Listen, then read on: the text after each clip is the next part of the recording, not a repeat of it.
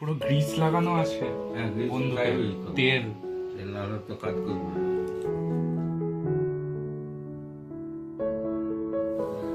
আরে শিকারের অভিজ্ঞতাই আলাদা। আমি আর আমার এক ভাগ্নে, আমাদের খুব শিকারের শখ ছিল। দুজনে দুটো বন্দুক।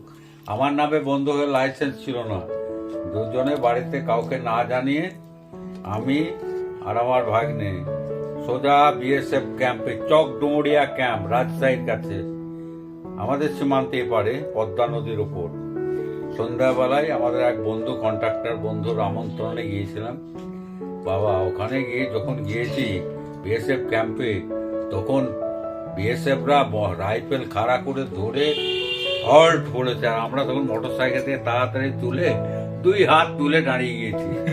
হ্যাঁ, দিয়ে আমাদেরকে যথারীতি পরিচয় দেওয়া হলো। তারপর আমাদের যথারীতি ক্যাম্পে থাকলাম। রাত্রে সেই ক্যাম্পে খাওয়া দাওয়া তোমার হলো। সকালবেলায় নৌকা করে দিল ওই বিএসএফরা পদ্মা নদীতে। সেই নদীতে আমরা মাঝি ঠিক করে দিল, নদীতেই রান্না হলো, ওইখানেই শিকার হলো। অনেক পাখি, বিভিন্ন প্রজাতির পাখি মেরেছিলাম।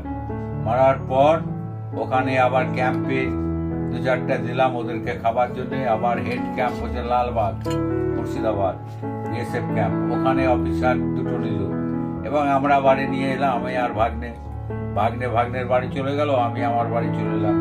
ওখানে সেই রাত্রে আবার সেই পাখির মাংস রান্না করে সবাই মিলে খেলাম। সেসব এক আনন্দের দিন ছিল।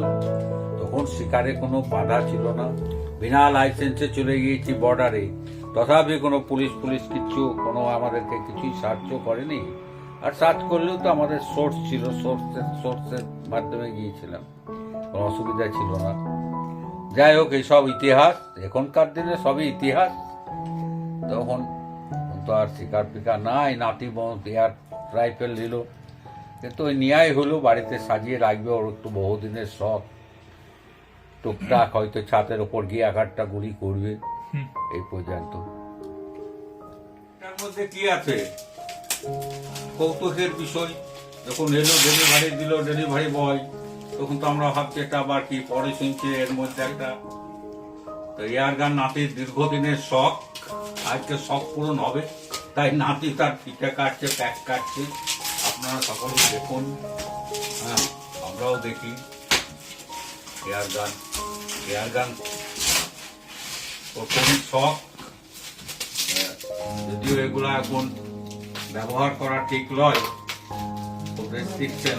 পাখি তো আর মারা যাবে না এখন, পাখি মারার তো এখন নিষেধ, কোনো কিছুই মারা যাবে না। তবে ওর শখের বিষয়, আর শখটা ওর পূরণ হোক, এটাই আমরা চাই।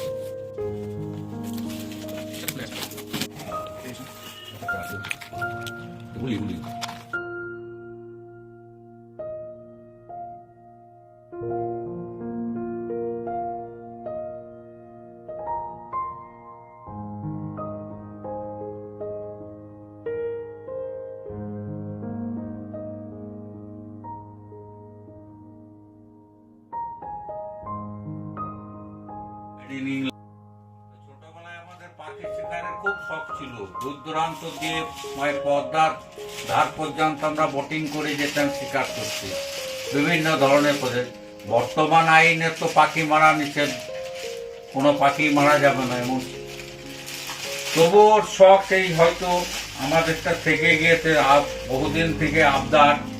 তাই ওর প্রিয়াঙ্কা আন্টি, ওর বাবা এবং আমি যৌথ সবাই মিলে একটা আবদার করেছিল যে আমি একটা দিব। তখন ওটাই ওর শখটা পূরণ হলো, এতেই আমরা আনন্দিত।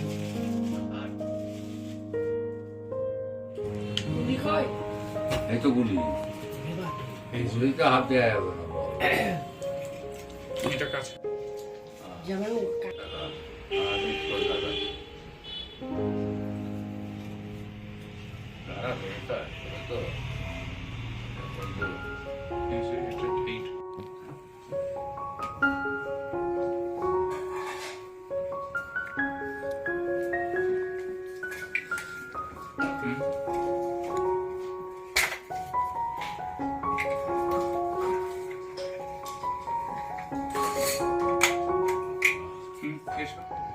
এই করো, সামনের দিকে তাক করো, এই সামনের দিকে।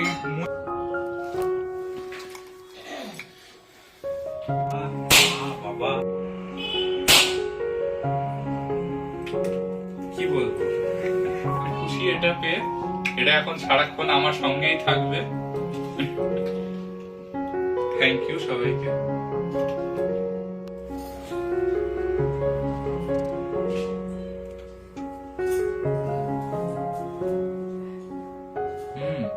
ব্যাস করছো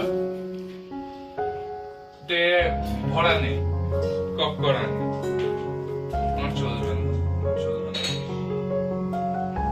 শর্ত ছিল এই গুলিগুলো থাকবে আমার কাছে, কারণ যাতে কাউরির কোনো ক্ষতি না করতে পারে। একে আমার একদম বিশ্বাস হয় না, তাই এই গুলিগুলো আমার জিম্মায় রেখে দিলাম।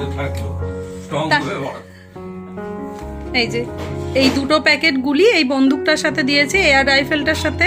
তো এই গুলিগুলো আমি আমার কাছে রেখে দিলাম।